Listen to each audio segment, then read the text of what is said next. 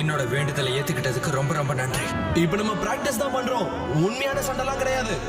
ஆனா நான் என் தரப்புல இருந்து முழு பலத்தோட சண்டை போறேன்.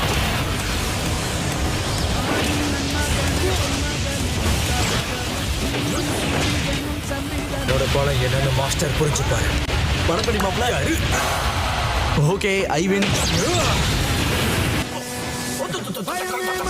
நீங்க இந்த சண்டையோட ரூல்ஸ மறந்துட்டீங்களா? இந்த சண்டையை நீங்க சீரியஸா எடுத்துக்கணும். இந்த சண்டையை அவ்வளவு சீக்கிரம் நிறுத்தக்கூடாது.